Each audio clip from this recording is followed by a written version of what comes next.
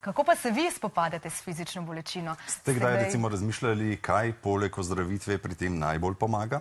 Naša naslednja gostja ima z bolečinami vseh vrst ogromno izkušenj, saj je po poklicu zdravnica in odločila se je, da svoje razmišljanja in izkušnje z bolečinami vseh vrst strne v knjigo. Tako, in z nami je Neli Vintar, zdravnica in tudi pisateljica. Dobrodošli, dobro jutro. Dobro jutro. Dober dan, hvala lepa za povabilo. Hvala, ker ste se odzvali. Vaši prijatelji vas ljubkovalno kličejo doktor Joj boli. Se spomnite, kako je nastal ta vzdevek?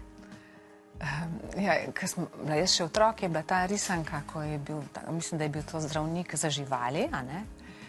In mu je bilo tako ime temu veterinarju. In zdaj, ker jaz po kliničnem centru hodim z enim telefončkom, na katerega me lahko pokličajo, oziroma tistega, ki je razpisana, ampak jaz sem pač 3-krat na teden razpisana za to, da pač se odzovem na klic, če je treba pri kom v kliničnem centru, ki je v bolnici, obvladati bolečino, pa jo z običajnimi zdravili, zdravniki, ki so na drugih oddelkih, ki se ne ukvarjajo samo z bolečino, ampak jih zdravijo drugače. In me pokličajo in ker pač se samo z bolečino ukvarjam, pač sem dobila takle vzdevek, res je. Sva mislila, da zaradi načina, s kakršnim se spopadate z bolečino pri pacientu, ponavadi vas pokličajo takrat, ko ga res boli. Kakšne metode imate? Kakšne posebne? Delam na 2 različnih deloviščih, če se tako izrazim, pri nas imamo tak žargon, ne? Eno je v kliničnem centru za bolnike, ki ležijo v bolnici in pač imajo različne bolečine. Drugo področje naše pa je v ambulanti za obvladovanje kronične nerakave bolečine, ko pa prihajajo ljudje v ambulanto na pogovor, pa na obravnavo, pa jim damo kakšne blokade ali pa zdravila svetujemo, analgetike malo drugače, tudi akupunkturo jim dajemo. Seveda pa od takrat, ko imaš malo več časa, pa ga naročiš na ponovno obravnavo, lahko pogledamo na bolečine z različnih plati, celostno, kot rečemo, ker bolečina je, mislim, odraz celega življenja in ne samo konkretne poškodbe ali pa tiste bolezni, ki jo je povzročila. Ker isto stvar nekdo doživlja kot hudo bolečino, drugi spet komaj ga kaj boli, tako da se isti vzrok ni enak odziv v smislu bolečine, ja.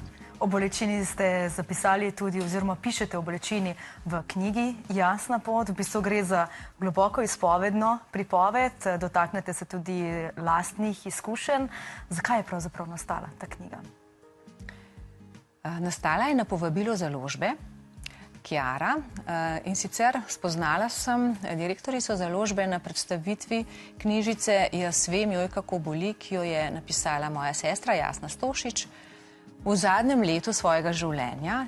Knjižica je potem išla 2 leti in pol posthumno in na predstavitvi knjige sem spoznala direktorico, pa še druge člane založbe in ker vedo, da se ukvarjam z bolečino, nekako nastalo povabilo, Nelija, bi ti kaj napisala o bolečini. In jaz sem tako zelo prostodušno takoj rekla ja. Da bi sploh vedela, v kakšen projekt se spuščam, pa vendar ob njihovi izdatni, strokovni in sicer pomoči, ker za izdajo knjige, to je nek cel projekt, se je potem res nastala tale knjiga.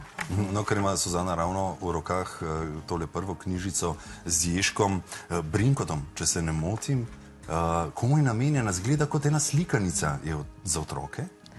Slikanica je za odrasle in otroke, zelo poboža, zelo potolaži in je knjižica o sočutju, ki morda je neka metoda obvladovanja bolečine, ki najbolj poboža. Ta knjižica je išla tudi posthumno, po smrti vaše sestre. Kdaj je napisala to knjižico oziroma kakšna spodbuda je bila za tem? Moja sestra je imela raka in seveda zdraviš ga na različne načine. Bila je tu zdravnica in potem, ko nekako se ni pozdravila, ampak se je ta rak ponovno razplamtel, so različni prijatelji imeli polno idej, kako naj bi se ona lotila z tega zdravljenja, ne, in zelo različne ideje in nikakor ni bila uspešna pri tem in se pol človek počuti kot največja izguba, ker ni še zdrav. In v tej stiski, ne, takrat ni rabila drugega kot en topel objem in je pol skozi to nastala ta knjižica s tem sporočilom. Pa če se vrnemo nazaj k vaši knjigi Jasna pot, bolečina, ne? Lahko rečemo, da kolikor ljudi je na svetu, toliko različnih bolečin. Od česa je to odvisno? Pa lahko govorimo o istem vzroku, ampak bolečine so različne. Saj ravno zato je tako kompleksno zdravljenje bolečine, ne? Ker je odraz celega našega življenja, našega celega bitja, včasih lahko iz ranega otroštva imamo neke spomine, neka doživetja, na osnovi katerih se pol morda čez leta na isti dražljaj, na isto poškodbo pol bistveno drugače odzovemo, vsak od nas. Zdaj tisti, ki se doma spopadajo s kakšnimi bolečinami, kaj bi jim svetovali? Kaj lahko recimo vsak od nas sam naredi, da omili bolečino ali pa v bistvu jo prepreči, to bi bilo najbolje, ne? Lahko si tudi priznamo, da rabimo pomoč, da ne moramo kar sami, ne? Že nekoga drugega, nekako, da saj svojo stisko poveš, pa je že potem mogoče lažje. Včasih ne moš vse sam, se veste, res so taki časi, da mi vse, dame vse lahko same zmoremo, a ne tako, kaj šele moški, a ne bo priznal, da ga boli. Ampak, ali pa tako, ne, tista stiska, če hočeš vse sam nositi, potem je stiska še večja. Strah absolutno poveča bolečino, res lahko, ampak težko nekomu svetujemo, kaj naj naredi, ne? Z eno ljubečo pozornostjo, ljubečo prijaznostjo do lastnega telesa in nekako sprejemanjem tega, kar je ta trenutek, mogoče lahko delno ublažimo strah in s tem že majhno zmanjšamo bolečino. Ampak seveda, včasih ne gre brez analgetikov, ne, da jaz ne grem nikamor brez. Tako da za požar gasico, analgetiki, za neko širšo bolečino pa so potrebni še drugačni pristopi. Zagotovo ni pravilen pristop gospod Google, a ne, da vtipkamo noter, kaj pomeni bolečina, ne vem, na levi strani hrbta in potem s to diagnozo, ki jo postavi Google, pridemo do vas. To verjetno ni okej, a ne. Se pa temu ne moramo izogniti, Ja. ne? Ker, Kako sobivati s tem? je že prav, da se majčkeno pozanimamo, kaj bi lahko bilo, a ne? Ampak zagotovo pa se v tistem kratkem času, ko nekaj preberemo, ne moramo toliko podučiti o tem, da ne bi bilo smiselno vendarle strokovnjaku verjeti, ki se s tem že vrsto let ukvarja. To je problem današnjega časa in tudi v današnji medicini. Imamo informirane paciente, imamo takšne, ki nič ne preberejo. Katere imate rajši? Ja, oboje. Lepo, če se je že vse pozanimal, pa ima drugačen način lahko pogovora, ne?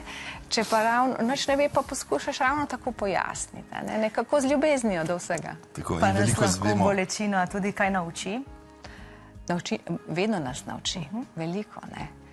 Ker v bolečini smo si pač vsi enaki. Mislim, brezdomec, predsednik države, pomemben človek, ki živi v krogu svoje družine, eno svoje lepo družinsko življenje. Vsak doživlja bolečino, vsak na svoj način in ko se ji ne moreš izogniti, jo pogledaš, jo sprejemaš in se vprašaš verjetno, kaj ti želi povedati in potem se učiš živeti z njo, kadar se je ne da, kar odstraniti.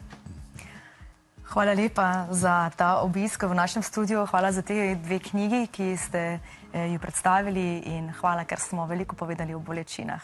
Hvala lepa. Hvala tudi vam.